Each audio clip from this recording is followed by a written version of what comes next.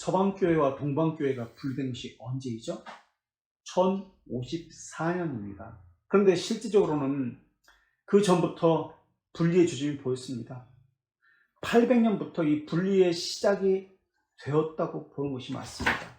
그러니까 로마 카톨릭이 동로마 제국 수도인 콘스탄티노플을 제4차 십자군 운동 때 1202년에 공격을 해버립니다.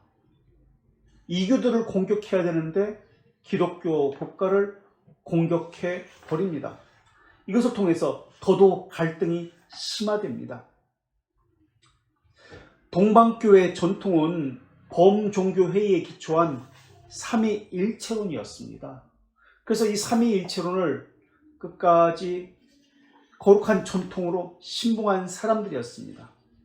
그리고 이것을 통해서 인간이 거룩하게 되어져가는 과정을 중시했습니다. 그래서 동방교회의 특징은 세 가지로 이렇게 요약해 볼 수 있는데, 하나는 예수기도, 수도원 신비주의의 전통 특징, 하나는 예수기도고요. 둘째는 이콘 형상 같은 거, 세 번째는 침묵기도입니다. 예수기도는 뭐냐면 쉬지 않고 마음으로 기도하는 것을 이야기합니다. 일상을 하면서, 일을 하면서, 설거지하면서, 일상적인 일을 하면서 하나님께 집중되는 것이 습관화되는 것을 그렇게 하는 훈련입니다. 그래서 심장이 뛸 때, 호흡을 할 때 심장의 맥박 소리, 호흡에 맞추어서 되풀이하는 그러한 짧은 기도입니다.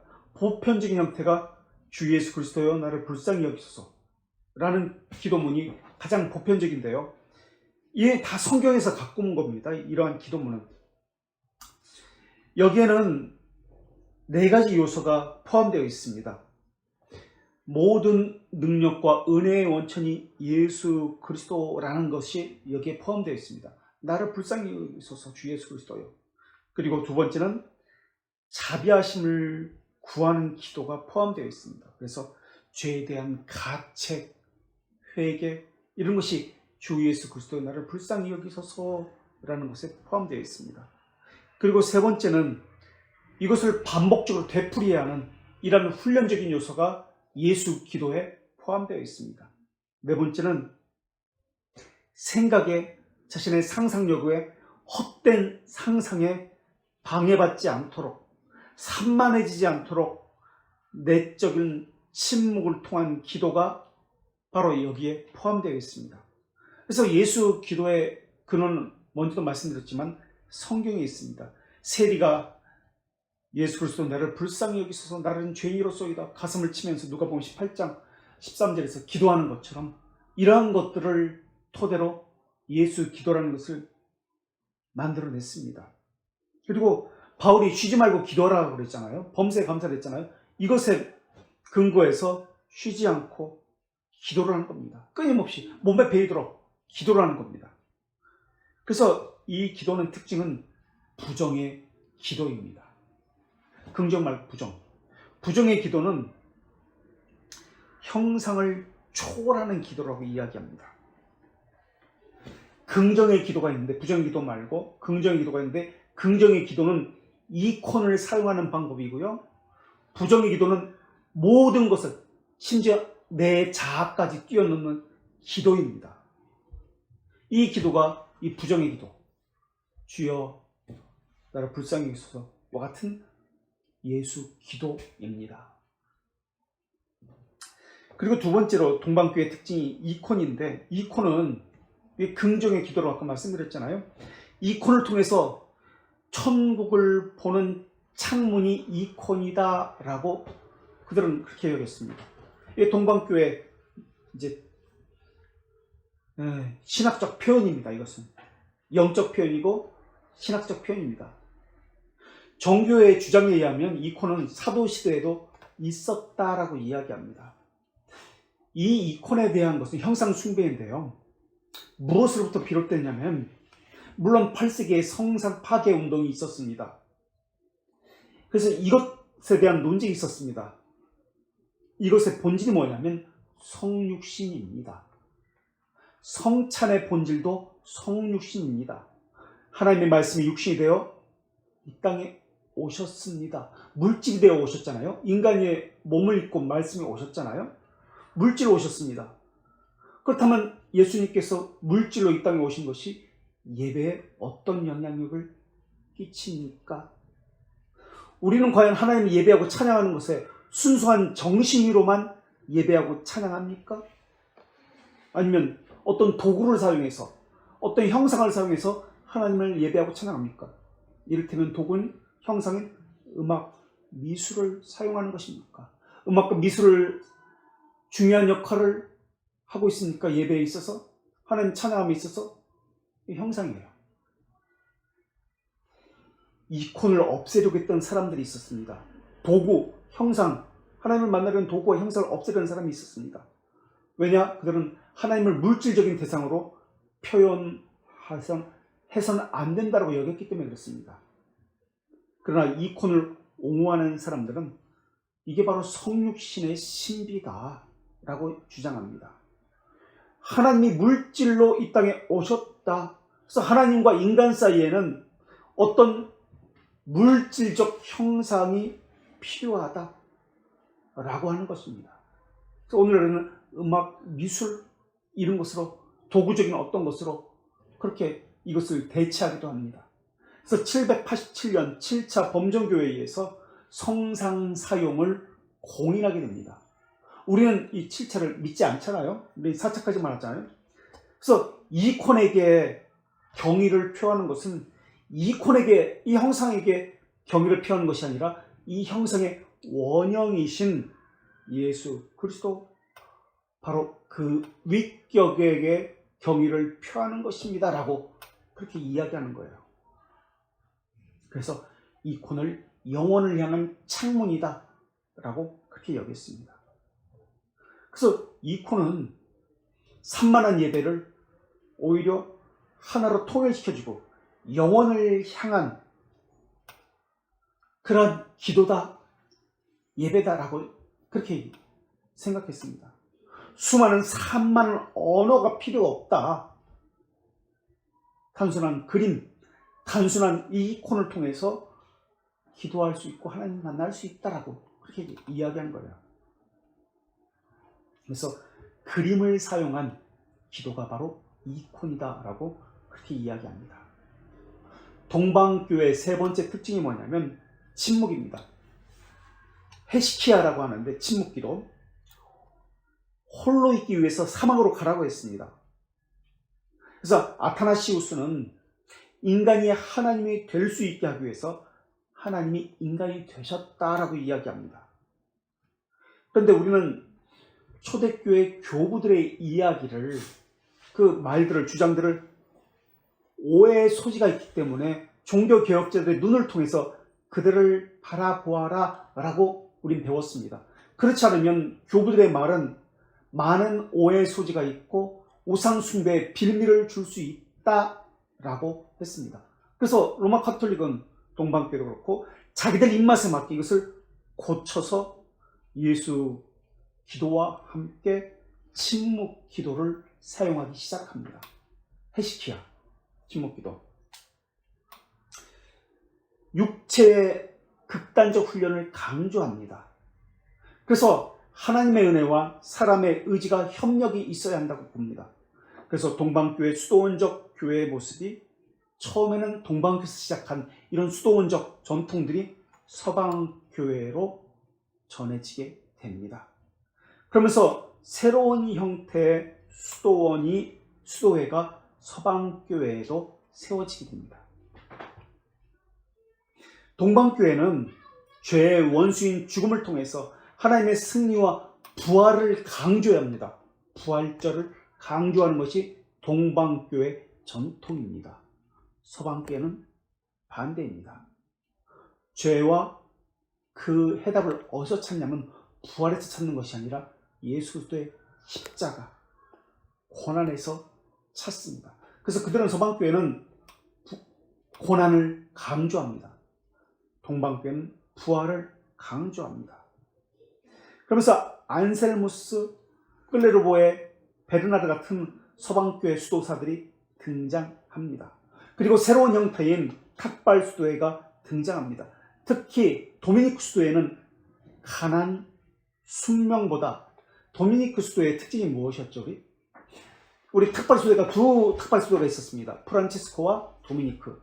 근데 도미니크의 특징은 실천적이었습니다. 예, 설교입니다. 설교. 가르치는 것, 공부하는 것, 이런 실천적인 것을 중시했습니다. 그래서 가장 유명한 도미니크 수도사 가운데 가장 유명한 사람이 토마스 아퀴나스입니다. 연구하고 공부하고.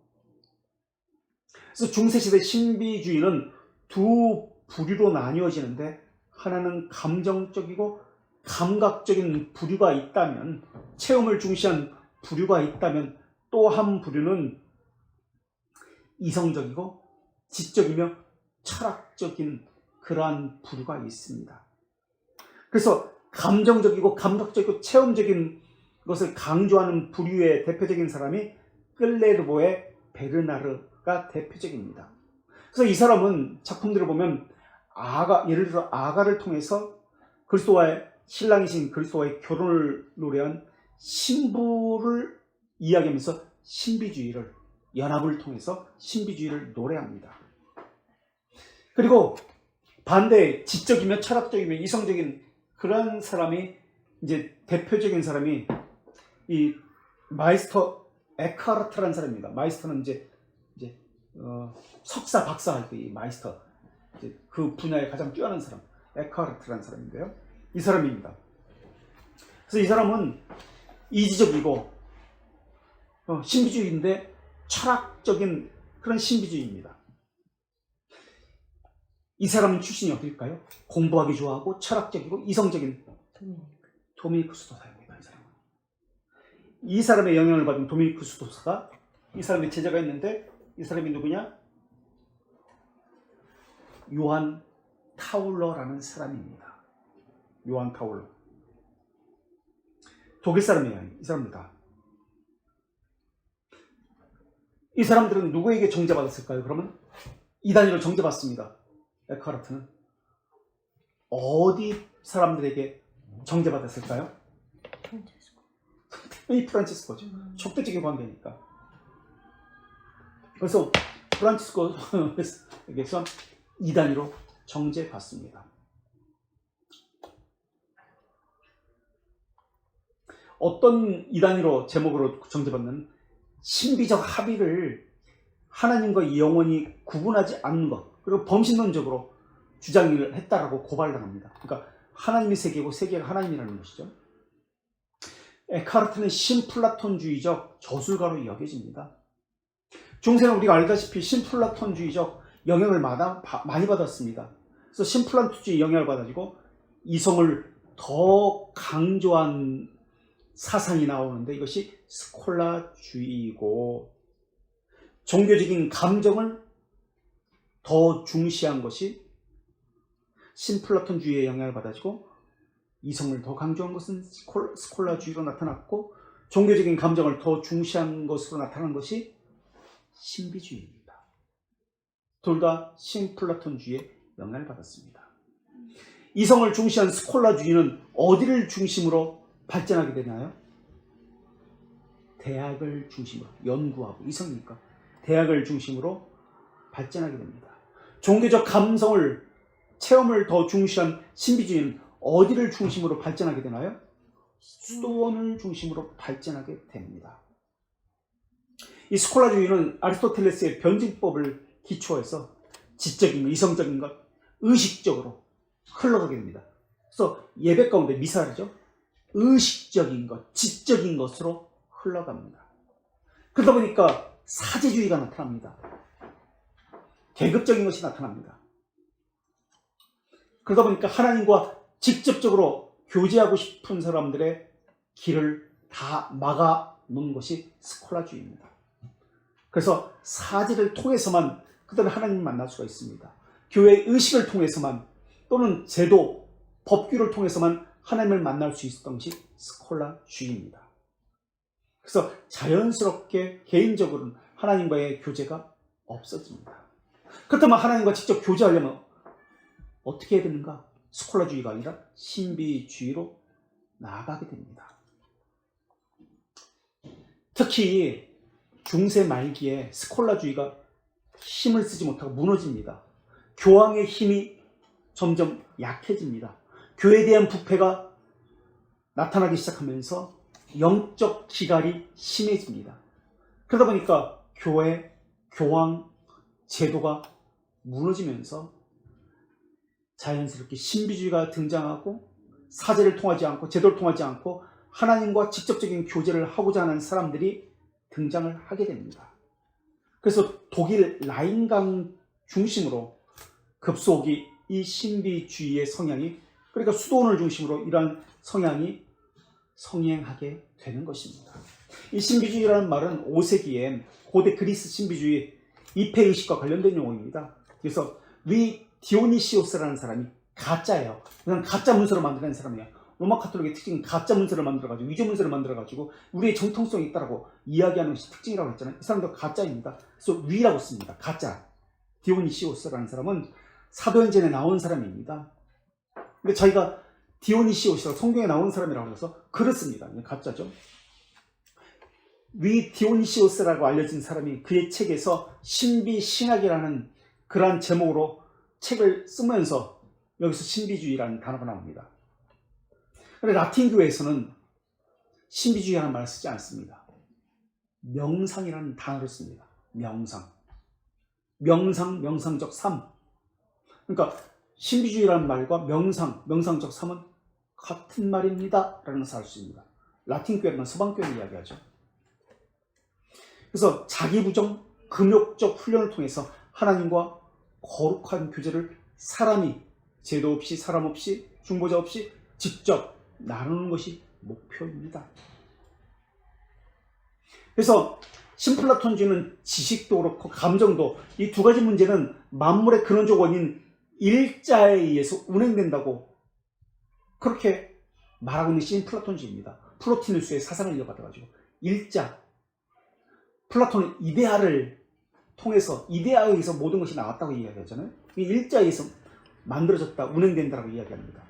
그래서 신플라톤주의 철학을 중심으로 발전한 것이 신비주의입니다. 그래서 중세교회는 이 타락한 문제를, 사제들의 부패를 계속해서 개혁하려는 몸부림이 나왔습니다.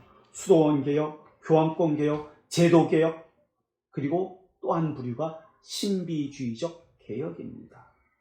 물론 중세시대의 몇몇 사람들은 성경으로 돌아가자고 이야기합니다.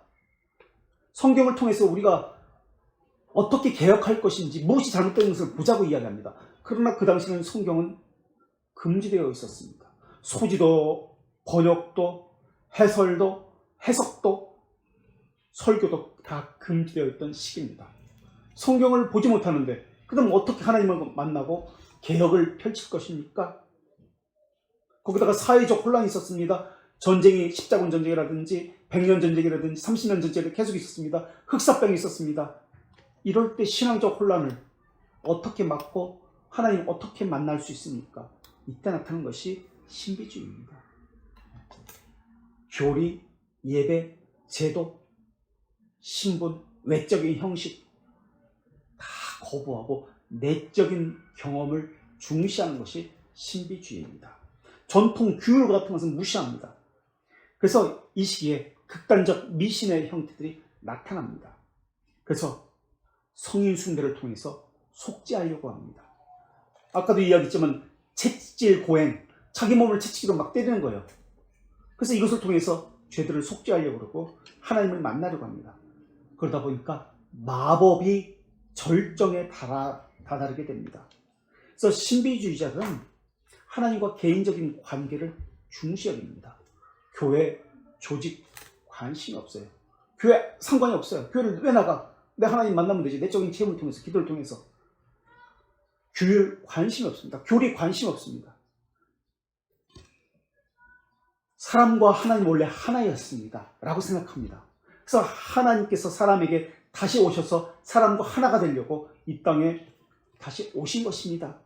육신을 입고 물질로 오신 것입니다 라고 얘기합니다. 그래서 그들은 신앙의 진리를 체험을 통해서 만나려고, 파악하려고 하는 겁니다. 이때 14세기에 새로운 내적 경건을 향한 운동이 펼쳐지는데, 이것이 수도원에서 산에서 들에서 사람이 없는 곳에서 펼쳐진 것이 아니라 시내에서 집에서 일상에서 펼쳐집니다. 이런 운동이 무슨 운동이었죠? 네덜란드를 중심으로 일어난 운동? 데보치오 모데르나 운동이었습니다. 이 신비주의 종교는 종교, 정치, 문화, 사회 전반에 걸쳐서 신비주의라는 단어가 사용됩니다. 초자연적인 현상, 다양한 종교 행위를 가리킬 때 물론 사용됩니다. 그래서 이 신비가들은 명상을 통해서, 감동을 통해서, 내 감정을 통해서, 환상을 통해서, 직관을 통해서 하나님께 가까이 나아갈 수 있다고 이해했습니다. 그러니까 지적인 것보다 마음과 감정을 이들은 중시합니다. 그래서 이들은 도구를 사용하기도 합니다. 그래서 하나님과 교통할 수 있다고 여깁니다. 신비주의는 하나님의 불가해성에 대해서, 신격에 대해서 관심이 많습니다. 이것을 알려고 합니다. 근데 이 신비주의도 두 가지 것으로 나눕니다. 하나님 중심적인 것이 있고 자기 중심적 체험이 있습니다. 아가페적, 그러니까 하나님 중심적 신비 체험이 있고 자기 중심적 신비 체험이 있습니다. 하나님 중심적 신비 체험이 아닌 자기 중심적 신비 체험은 이교도나 이단위로, 사이비로 빠져갔습니다. 그래서 유신론적 신비주의가 있고 자연주의적 신비주의가 있습니다. 자연 신비주의를 다른 말로 우주적 신비주의라고 합니다. 유신론적은 하나님이 인정하는 거예요. 하나님 중심적인 신비주의예요. 그러나 자연신론적인 이성을 가지고 자기 중심적인 신비주의를 이야기해요. 그래서 중세시대 신비주의를 시대별로 구분해 보면은 초기, 중기, 후기로 이렇게 나눌 수 있습니다. 중세시대를 초기는 500년에서 950년, 중기는 950년에서 1350년, 그 다음에 후기는 1350년에서 1500년으로 나뉘어질 수 있습니다. 그래서 국가적으로는 네덜란드, 독일로 나누기도 하고, 또 사색적이고 감정적인 신비주의가 있는 반면에 실천적인 신비주의로 나뉘기도 합니다. 그렇다면 왜 시기를 500년부터 950년까지, 950년부터 1350년까지, 후기는 1350년부터 1500년까지 나누었느냐? 그 근거가 무엇인가? 그 기준이 무엇이었을까요? 혹시 아까 지금까지 이야기한 중에 해답이 있습니다. 신비주의는 무엇과 관련되어진다라고 초기에 이야기했습니다. 왜 이렇게 나누었을까요? 어떤 사건들이 있었기 때문에. 예를 들어서 우리가 중세다, 종교개혁이다 하는 진리의 개념을 가지고 590년 교황권을 확립한 그레고리 1세부터 중세시대라고 이야기합니다. 590년. 마찬가지로 종교개혁을 전까지를 중세라고 이야기합니다. 그때부터. 이런 식으로 어떤 기준이 있을 겁니다. 왜 신비주의를 이렇게 나눴을까요?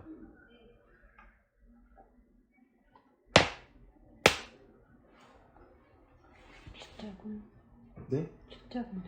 500년에 십자군 있었나요? 아니요, 그때 없었는데. 아까 이콘을 이야기했습니다.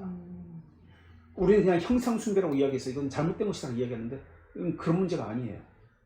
이콘은 형상숭배, 음악, 미술을 도구로 사용하는 것은 그런 문제가 아니에요. 왜 이것을 미술, 음악, 건축물을 도구로, 예배의 도구로 사용하는지 이해가 되어야 해요. 다 성경과 관련되어 있죠, 물론. 성육신에 대한 바로 그거예요. 그 논쟁? 바로 그거예요. 성육신에 대한 논쟁은 무슨 논쟁이라고 또 그랬죠? 그때 어떤 논쟁이 있었습니다. 우선 500년을 이렇게 잡았잖아요. 원래 이름은 디오니시오스가 아니라 디오니시오스 아레오파기테스라는 사람입니다. 디오니시오스 아레오파기테스. 디오니시오스 아레오파기테스. 이 사람이 신플라톤주의를 체계화시킨 사람이에요. 그러니까 이 사람부터 중세 신비주의 시작이라고 보는 겁니다. 그 신플라톤주의 체계화시켰다라는 개념은, 신비주의라는 개념은 형상숭배와 관련되어 있는데, 이콘 관련되어 있는데, 이코는 그리스도의 성육신과 관련됩니다. 그리스도의 성육신이라는 개념은 하나님이 육신, 물질이 되어서 우리와 함께한다. 그래서 우리도 물질을 통해서 하나님을 만날 수 있다. 수단과 도구를 통해서 하나님을 만날 수 있다는 개념입니다. 그게 성찬 논쟁입니다. 성찬 논쟁. 그래서 성찬에서, 그러면 성찬 논쟁 왜 이게 문제가 되는 것이죠? 이게 무슨 문제가 있죠? 성찬 논쟁이 이콘이 하나님이 물질이 되어서 우리의 함께한다 라는 개념이잖아요. 그래서 우리도 물질을 통해서 이 도구와 방법을 통해서 예술, 미술, 음악을 통해서 하나님을 만난다. 하나님을 침체만다라는 것이잖아요. 그렇다면 이게 무슨 문제 있어요? 성찬? 어떤 논쟁이 있었어요? 1350년 정확히. 500년부터 1350년까지. 950년 참. 인제설. 네? 인제설. 그러니까 인제설. 어떤 논쟁이 있었죠? 성찬시. 그게 무슨 소리예요? 쉽게 얘기하면 그게 무슨 소리예요? 화채설. 그리고 우리는 몸이 물질이 직접 예수님의 몸이 직접 육체가 됐다. 화채설이에요. 변했다. 우리는 처음에 이것은 이단위로 정제됐습니다. 그런데 이것이 정통으로 받아들여야죠. 우리는 무엇이라고 얘기하죠? 우리는 무슨 설 성찬할 때? 화채설이 아니라 공제설인가? 아니야. 그럼 뭐예요? 공제설은 어디 거예요? 저기 루터. 루터 위아래 옆에 임한다. 실제 임한다는 것이죠. 그럼 우리는 우리 거 한 개 남았는데 우리 거예요. 뭔가 있는데. 인제설인가요? 영적인 인제설. 미설이에요. 영적인 미설. 바로 그것이 기준입니다. 또 1350년에 어떤 일이 있었냐면 서방교회 대분열이 일어납니다. 교황이 교황권의 약화라고 그랬잖아요. 제도, 교회 약화, 교황이 적대 교황이. 그러니까 아비뇽으로 이동하고 나서 교황청이 옮겨지고 나서 서방교회 대분열이 일어납니다. 그래서 교황이 여럿이 생깁니다. 서로가 싸우죠. 그래서 교황, 제도, 기존에 있는 교회에 대한 의존이 약해져 버리고 영적인 존재에 대한 의존이 강해집니다. 성인 성모 마리아에 대한 숭배가 강해지게 됩니다. 더더욱 교회의 타락이 이루어지는 시기가 950년에서 1350년의 시기입니다. 특히 1350년에 흑산병까지 돌아서 유럽 인구의 3분의 1이 죽어버리게 됩니다. 그래서 이 시기에 흑사병 시기에 채찍질 고행자가 생기고 광신자 고행자들이 생깁니다. 그러면서 1350년부터 교황 제도가 몰락하기 시작합니다. 자, 우리는 지금 신비주의의 이제 이런 흐름에 대해서 살폈는데 우리가 더더욱 살피고자 하는 것은 오늘 다루고자 하는 것은 후기 신비주의입니다. 그러니까 14세기 이후에 나타난 후기 신비주의입니다. 이때 많은 신비주의자들이 등장합니다. 후기 신비주의자들이 많은 신비주의자들이 등장했다는 말은 교회가 무너졌다, 부패했다, 교황권이 약하게 됐다라는 개념입니다. 라인강을 따라서 독일과 저지대, 네덜란드죠. 많은 활동하는 사람들이 신비주의자들 나타납니다. 그럼 이 사람들은 교회를 중심으로 활동할까요? 수도원을 중심으로 활동할까요? 예, 하나님과 직접 만나는 것이 수도원입니다. 교회를 통해서 하지 않습니다. 제도권을 통해서 하지 않습니다. 그 대표적인 사람, 후기 신비주의자의 대표적인 사람이 후로또라는 사람이고 지난주에 배웠던 토마스 아킨페스라는 사람이고 수소라는 사람이고 자유정신의 형제단이라는 사람입니다. 요한 타울러의 제자 수소는 감정적인 면, 체험적인 면을 강조했고 후르또는 실제적인 면을 강조했습니다. 그래서 공부를 가리키고 하는 것을 했던 사람이 후르또라는 사람입니다. 데보치오 모데르나 운동. 또 자유정신의 형제단이 있습니다. 이들은 범신론자들입니다. 만물에 하나님이 깃들였다고 이야기합니다.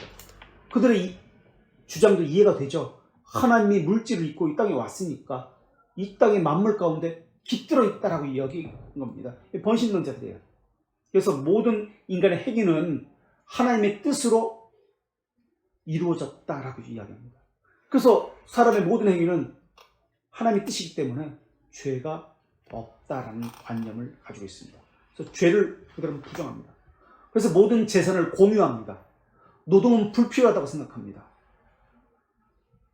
죄가 없다는 주장은 결국 타락을 부채질했습니다. 그래서 이단위로 정죄되어 처형을 받습니다. 14세기에 지도자였던 데보체 모데르나 운동의 지도였던 공동생 생활 하는 이 형제단이 있었습니다. 후르토는 대학 교수였습니다. 그런데 대학 교수인데도 불구하고 이성적이고 스콜라주의적인 성향을 가진 것이 대학교잖아요. 근데 교리보다도 실천적인 것, 마음의 단순한 믿음을 강조했습니다. 그래서 중세 이후에 이들이 많은 영향을 끼치면서 이때 여성 신비주의자들이 등장합니다. 여성 신비주의자들도 공동생활합니다. 복종, 서약을 했지만은 재산은 개인이 소유하게 됩니다. 이들을 가리켜서 백인 수녀회다라고 불렀습니다. 백인 수녀회. 후기 신비주의자 중에 시엔나의 까타리나 그리고 잔다르크가 있습니다. 잔다르크도 신비주의자입니다. 시엔나의 까타리나는 어떤 사람이죠 혹시? 까타리나, 시엔나의 까타리나. 시엔나의 까타리나. 시엔나의 까타리나. 이 사람이 쓴 책이 대화라는 책인데요. 우리가 이미 배운 사람이라 내가 이야기하는 겁니다. 까타리나. 혹시 힌트, 아비뇽 교황청과 연관됐습니다. 그거를 해서? 옮겨야 된다. 중재에서? 옮기게 된다. 예. 로마로 돌아오게 한 그 신비주의자예요. 여성 신비주의자. 시엔나의 까타리나.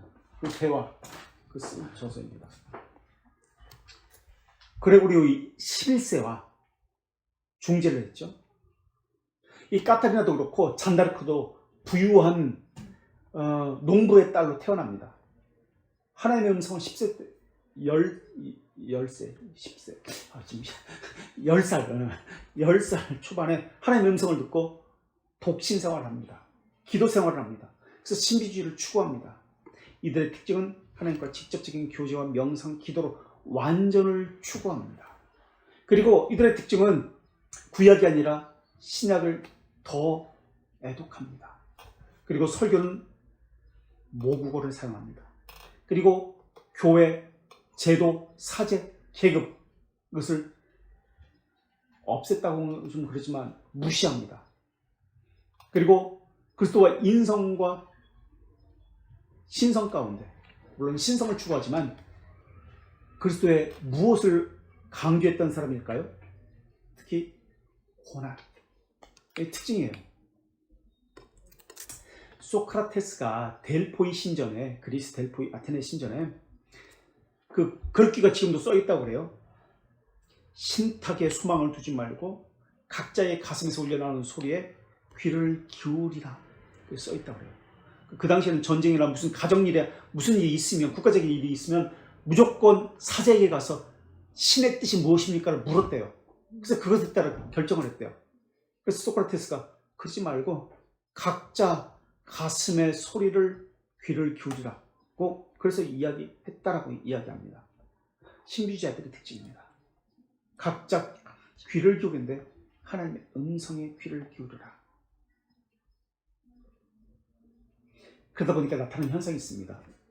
과도한 상상력, 허탄한 생각, 자기 생각을 하나님의 계시로 오해하는 일이 벌어지게 됩니다.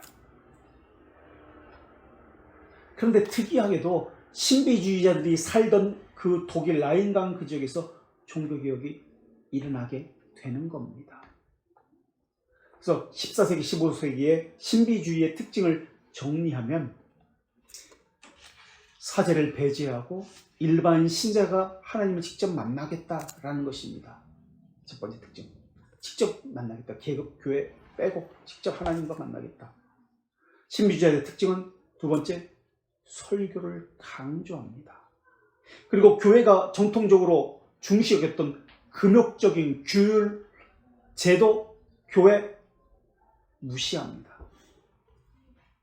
두 번째 특징. 세 번째 특징, 구약보다는 신약을 애호합니다. 그래서 이 마틴 루터의 독일 신학이라고 하는데 마틴 루터가 쓴 거 아닙니다. 마틴 루터가 영향을 받았습니다. 근데 마틴 루터가 썼다고 하는데 모릅니다, 저자가. 근데 행간에는 요한 타울러, 마이스터 에카르트의 제자인 요한 타울러의 책이라고 그렇게도 알려졌습니다. 어쨌든 마르틴 루터는 이 신비주의 책에 영향을 받습니다. 이 사람도 수도원 출신이기 때문에 그렇습니다. 그래서 종교개혁자들, 우리 개혁신앙이 아닌 루터파의 사람들은 수도원적 신비주의, 후기 신비주의의 영향을 받았습니다. 이 책을 보면은 구약의 인용은 거의 구약의 인용일까요? 신약의 인용일까요? 특히 신약의 인용 중에서도 무엇에 관심이 있을까요? 예수 그리스도의 고난에 관심이 있습니다. 생애에 대해서 관심이 있습니다. 특징입니다. 그리스도를 본받아는 어떨까요? 그리스도를 본받아. 그 책도 똑같습니다. 복음서만 거의 인용합니다. 구약은 없어요. 예수 그리스도의 생애, 그것도 고난에 대해서 관심이 있습니다. 처음에 제가 말씀드렸죠. 동방교회는 부활에 관심이 있습니다. 서방교회는 예수님의 고난에 관심이 있습니다. 이것이 신비주의적 특징입니다. 그게 세 번째 특징. 네 번째는 예배의식, 사지 중심의 예배, 이런 교회 대신에 하나님과 직접적으로 만나려고 했습니다. 그러니까 교회를 무시하는 거죠. 제도, 사제, 계급주의를. 그러니까 무너지는 거예요, 교회가. 중세의 교회가. 계급제도가. 그래서 무너지는 거예요. 그래서 나온 것이 루터의 만인 제사장설도 그런 영향을 받아서, 물론 성경이죠. 성경적이죠. 그러나 그런 영향을 받아가지고 무너지면서 이렇게 나오게 됩니다. 그리고 다섯 번째, 신앙의 체험이 있어야 구원받는다. 이를테면. 그래서 신앙의 체험을 필수 조건이라고 합니다. 그래서 신앙의 체험을 하려면 어떤 생활을 해야 되면 기도와 순결한 생활을 해야 한다고 이야기합니다. 그리고 여섯 번째, 그 당시는 라틴어를 사용했습니다. 교회에서 설교라든지 다 라틴어를 사용했어요. 그런데 자국어가 사용됐습니다. 그 당시 독일어는, 그러니까 독일 사람들이잖아요, 다. 독일어는 야만인의 언어였습니다. 종교 진리를 사용할 수 있는 언어가 아닙니다. 하나님의 언어가 아니에요. 야만족, 이민족의 언어였습니다. 그런데 하나님의 진리를 야만족의 언어로 전달했다라는 거예요. 엄청난 사건이에요. 그렇다면 로마 카톨릭, 주교라든지 사제들은 이 언어에 대해서 어떻게 봤을까요? 이들에 대해서 어떻게 봤을까요? 당연히 배격하는 거죠. 미워하고 싫어하는 거죠. 당연한 겁니다. 그래서 14세기에 라인강 주변의 독일, 네덜란드가 신비주의가 성행합니다. 여기서부터 영향력을 끼쳐가지고 영국으로 또 넘어가야 됩니다. 그래서 영국에서도 여자들, 지난주에도 말씀드렸지만 소외된 것이 대중과 중세시대 때 여성이라고 했습니다. 하나님을 직접 만나고자 하는 사람들이 나타납니다. 노리치의 줄리안 여자가 나타납니다. 그래서 하나님의 사랑이 계시라는 이 책을 쓰게 됩니다. 이 사람은 평생 혼자, 수도원이죠. 수도원의 한 독방 같은 거, 그 구석에 하나의 방을 얻어가지고 거기서 평생 살면서 신비 체험을 하는 사람입니다. 노리치의 줄리안, 노리치라는 지역에 사는 줄리안이라는 수녀입니다. 이러한 사람이 나타납니다. 그래서 영국의 신비주의와 독일의 신비주의는 조금 다르게 나타납니다. 초월적인 면이 좀 덜했습니다. 실천적인 성향이 좀 더 강했습니다. 독일의 신비주의는 성과 속의 개념이 약했습니다. 세상 속에서 신비주의가 일어났습니다. 사제주의, 계급주의가 무너지기 시작합니다. 이것이 종교개혁자에게도 이어지게 됩니다. 그러다 보니까 기존에 있는 제도, 교황에 대해서 대항하는 영향력이 있게 되었습니다. 그래서 에카르트와 그 신비주의자들의 후예들은 교황에 대해서 적대적이다 보니까 교황부터 핍박을 많이 받았습니다. 그리고 신비주의자들이 강조하는 요한 파울로도 그렇고 그의 스승인 에카르트도 그렇고 내적인 빛을 강조합니다.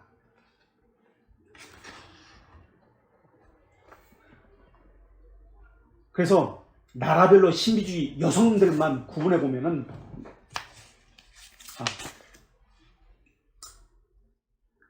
독일의 헬프타의 게르트 루트, 헬프타라는 지역에 게르트 루트라는 사람, 신비주의자로 불린 여성이 있었고요. 안젤라, 이태리의 신비주의자고요. 마가렛, 이 사람은 독일의 백인파입니다. 백인 수녀회, 이단위로 정죄받아 화형받은 사람. 그리고 움베르토 에코의 우리 책 있잖아요. 장미의 이름. 여기에도 백인파가 재판받고 화형을 당하고 이단위로 정죄받는 그 내용에 대해서 나옵니다. 백인파는 여성들로 구성된 이제 수녀들이죠. 자발적으로 일어난 여성 공동체입니다. 여성 운동단체입니다. 그런데 이 백인파는 수녀회로, 수도회로 인준을 받지 못합니다. 이들이 강조한 것은 신비주의라고 했잖아요. 성체에 관심이 많습니다. 예수 그리스도의 순환에 관심이 많았다는 뜻입니다. 또 스웨덴의 브리지트라는 사람, 이태리의 아까도 얘기했지만 시에나의 까타리라는 사람, 영국의 노리치의 줄리안이라는 사람, 마저리 캠프, 한때 책이 또 유행했던, 얼마 전에 우리나라에도 유행했었는데, 마저리 캠프, 서라는 것은 마저리 캠프라는 사람이 썼다는 뜻이에요. 마저리 캠프라는 사람, 프랑스의 잔다르크, 이 사람은 신비주의자입니다. 무슨 전쟁에 나가가지고 뭐 여성 대장으로서 이겼다, 신비주의예요. 이 사람의 출생지가 프랑스의 샴페인입니다. 술 샴페인. 그리고 이태리의 아빌라의 테레사. 이 사람이 쓴 책, 이태리 사람 아빌라의 테레사, 완덕의 길, 영혼의 길. 예수의 테레사라고 나왔는데 아빌라의 테레사입니다. 완덕의 길, 영혼의 길, 내적 빛을 강조하죠. 이런 사람이 있고요. 신비주의 여성입니다. 그리고 노리치의 줄리안은 얘기했고요. 이 책은 이제 천상의 누이들이라는 책인데요. 그리심에서 나온 것인데 이 사람들의 생애에 대해서 짤막짤막하게 썼습니다. 그래서 여성들, 중세 여성들, 뭐 안젤라라든지 뭐 이런 사람들, 신비주의자들의 생애에 대해서 알고 싶은 이 책을 보시면 마가렛이라든지 나옵니다. 그래서 사람들, 신비주의자들의 생애에 대해서는 제가 무슨 소개하지 않았습니다. 전체적인 특징만 얘기했고, 그리고 이 책은 영성을 살다 리처드 포스터의 이 책은 그 신비주의자들의 책들의 내용을 제일 중요하다고 여기는 책들을 뭐 누구의 책은 아빌라의 테레사의 책은 그러면서 이렇게 내용을 이렇게 좋은 내용들만 간추려 가지고 이렇게 사람들을 소개하고 있는 책입니다. 그래서 이 책을 보면은 여러 사람들의 책들의 내용이 나옵니다. 여기는 중세시대의 모든 사람이 다 나와요. 신비주의. 존 웨슬리도 나오고요. 등등. 오리게네스도 나오고. 그리고 두란노에서 나온 중세 후기 신비주의라는 책이 있습니다. 이 책을 보면은 우리가 소개하지 않았던 더 많은 사람들의 이야기가, 작품들이 여기에 나옵니다. 중세 후기의 신비주의 책. 클레르부터, 에크하르트, 보나벤투라 이런 사람들, 시에나, 얀판 브로에크, 14세기 후반 독일 신학, 이렇게 니콜라우스 제노바 이런 사람들의 저작들이 나옵니다.